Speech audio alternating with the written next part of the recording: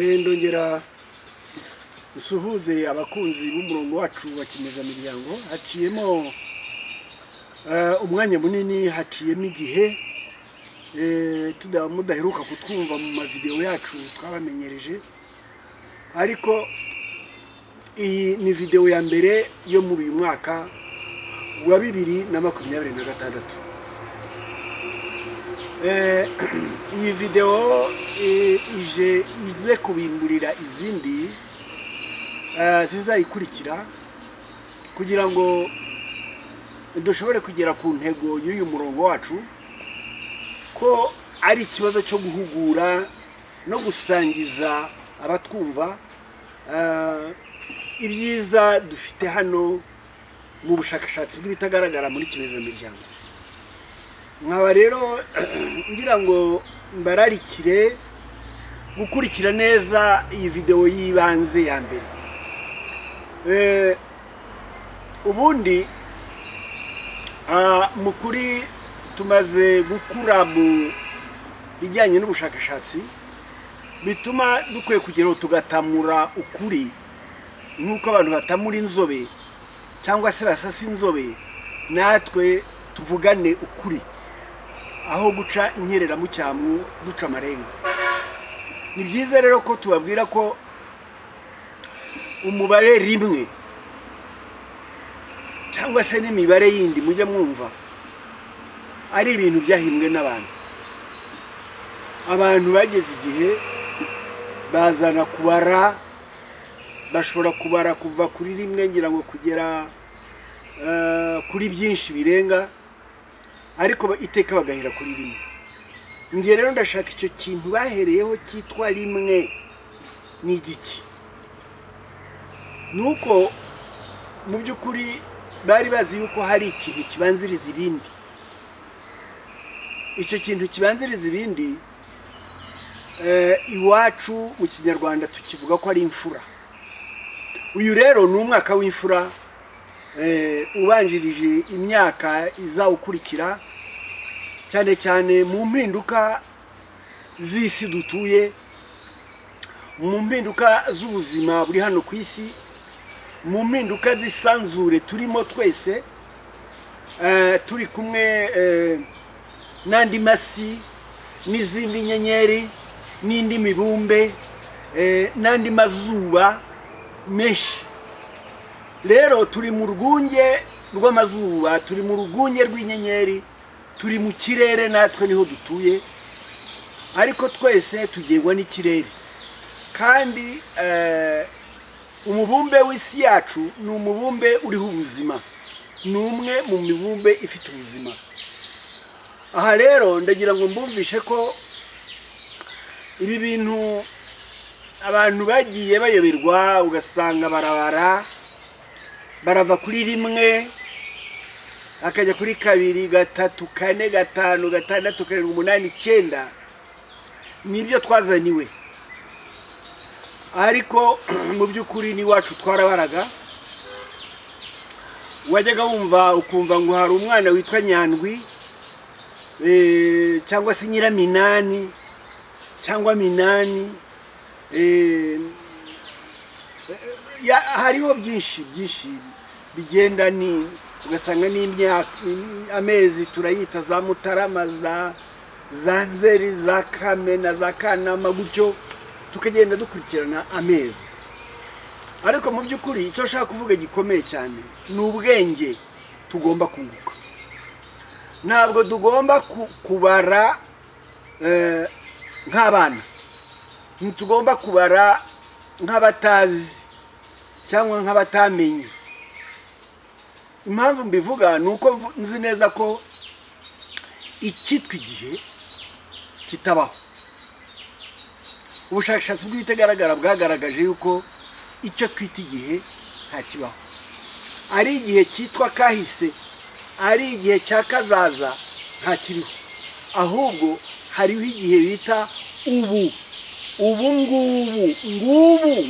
ubu.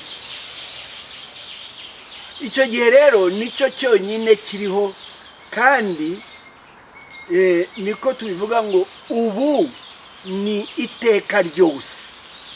ndagira ngo mwumve iryo jambo neza.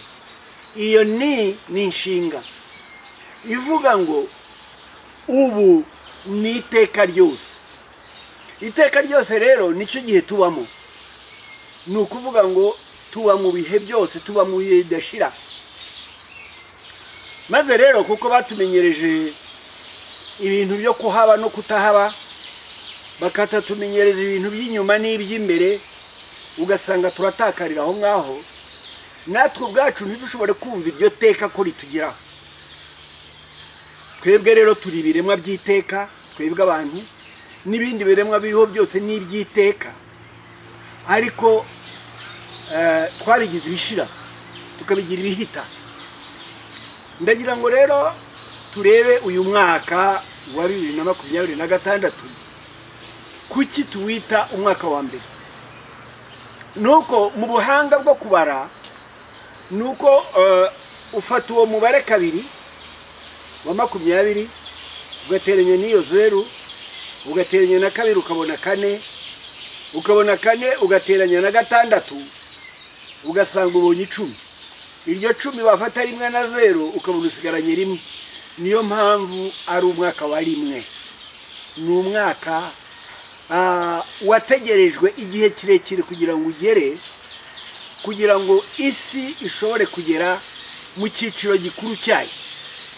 Ni ukuvuga ngo kugira ngo ugere kuri rimwe, mbibabwire neza, ntushobora kugera kuri rimwe utanyuze kuri 0. Niyo mpamvu y'icumi. Burya uriya mwaka washize 2025, iyo ufashe kabiri ugateranya na 0 ukongera ugateranya na kabiri ubona 4, 4 wateranya na 5 ukabona 9. Iryo 9 rero mu buhanga bw'imibare bakugaragarira ko 9 wavuye kuri rimwe ubara ugera ku 9. Ugeze ku 9 uruhagarara, ni icyiciro kirangiza, kirarangiye. Ugasubira he? Ugasubira hasi mwibanze muri rimwe. Ngira ngo birumvikana.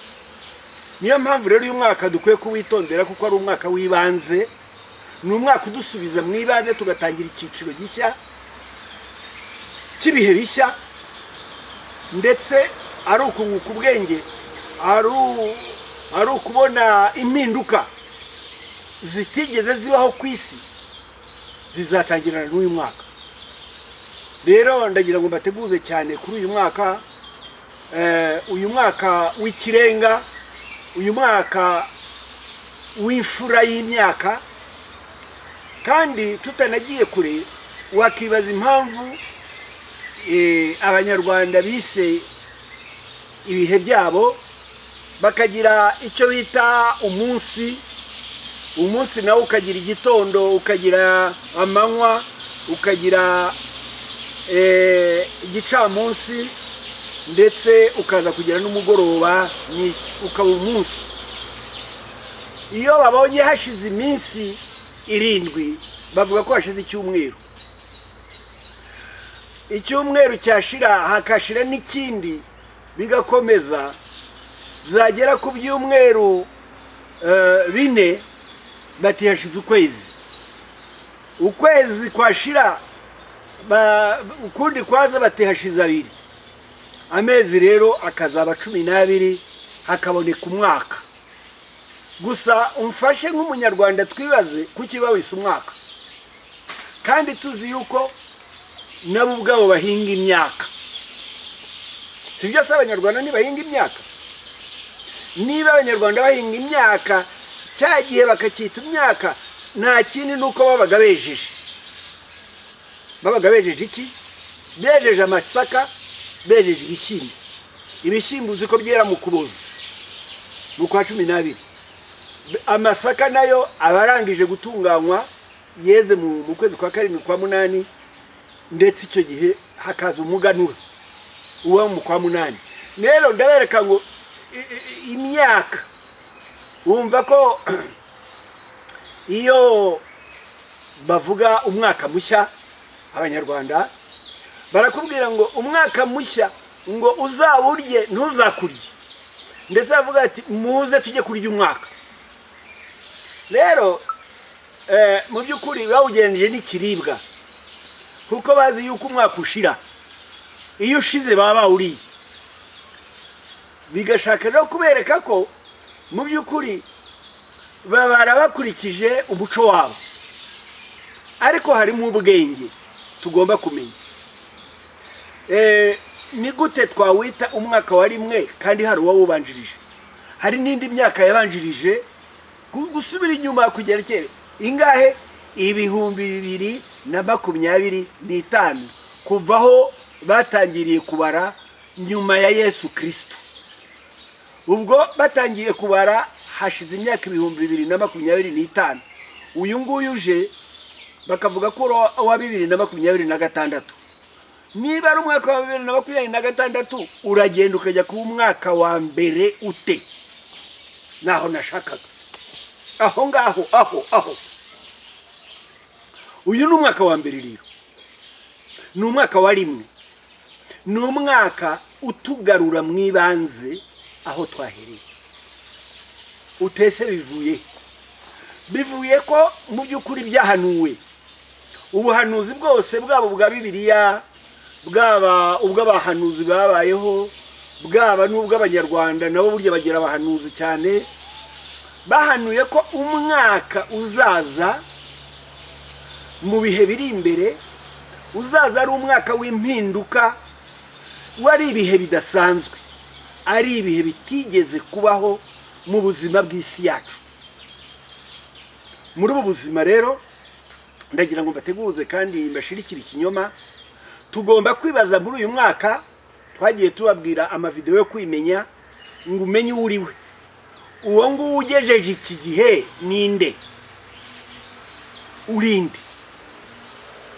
Uri umugabo, uri umugore? Ese ibyo nibyo byakuzanye? Waje kuba umugabo, waje kuba umugore, waje kuba umwana, waje kuba umukozi w'akazi ukora? Ugomba kumenya uriwe, icyakuzanye, ikikubesheje hano muri ubu buzima, cyane cyane icyo uhamaze. Umaze iki? Ese icyo wumva wamaze nicyo wagombaga kumara? Ese uwatumye ubaho muri ubu buzima, uwagushyize muri ubu buzima kandi ukazi iki gihe kugira ngo ibi bihe uzabibone, yagushakagaho iki? Urakizi? None se niba utakizi kizamenywa nande? Uko ari wowe ubishinzwe, ni wowe nyirabyo, ni wowe nyirubwite, ni wowe birenge bibwirwa. Birenge ni wowe ubwirwa. Rero ni umwaka wa mbere w'intangiriro, nawe tangira icyiciro gishya cyo kwimenya, cyo kwiyinjiramo, cyo kwiseseramo, cyo kureba agahe umaze, ibyo wanyuzemo, byaba byiza byaba bibi, byaba biringaniye, uko ubyita uko ariko kuza, ariko birebe neza kugira ngo wibaze. Tuwite umwaka wo kwibaza, tuwite umwaka wo kwikebuka, tuwite umwaka wo buretse amahoro abandi uhe n'ibindi, ariko wigarukeho kugira ngo ushobore kumenya akamaro umaze muri ubu buzima.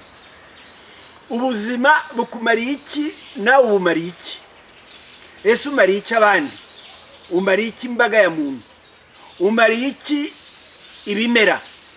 Umariye iki urugaga rw'inyoni n'ibisiga biriho? Ubimariye iki? Ese umariye iki ibihingwa? Umariye iki? Mbese murabyumva. Hariho ikintu numva nshaka kugira ngo iyi video idashira ntakivuze. Hari ikintu nabonye gisobanura, gishaka kuvuga abantu bari aho b'imburamukoro. Imburamukoro, izo mburamukoro rero usanga zikunda kujyana n'ibintu twita ibiyobyabwenge. Kandi mu by'ukuri muri uyu mwaka dushaka kugira ngo buri muntu wese amenye ibiyobyabwenge bikunda kumuyobya. Muzi yuko umwana mutoya ugeze igihe cyo kujya mu ishuri aragenda akajya kwiga, ariko ntabwo yiga ibyamuzanye, ntabwo yiga ibyamubwiye ibyo azi azagira icyo amaze. Ajya kwiga ibyo bamuteguriye, ajya kwiga ibyo bamuhaye, ntazi iyo bizamwerekeza, ntazi iyo bimuganisha. Icyo ashaka kuvuga tuzareho no mu mavideo akurikira cyane, nuko amashuri ariho yigisha ubwenge, yigisha ubumenyi mu nyihanganire, ariko nta shuri ryigisha ubwenge, nta shuri ryigisha ubuhanga, nta shuri ryigisha ubucurabwenge. N'umuryango ntabwo wigisha ubwenge bundi, ubwigisha kumenya. Bakagarukiraho. Ariko ndagira ngo guhera kuri uyu mwaka dutangire kumenya uburyo twakiga hejuru y'ubumenyi tukabyaza ubwenge, aho kugira ngo ubwenge bugira ibiyobyabwenge. Ndabaho urugero, tuzabona ibiyobyabwenge bijya mwibwira ngo ni ibiyobyabwenge, murabibeshyera.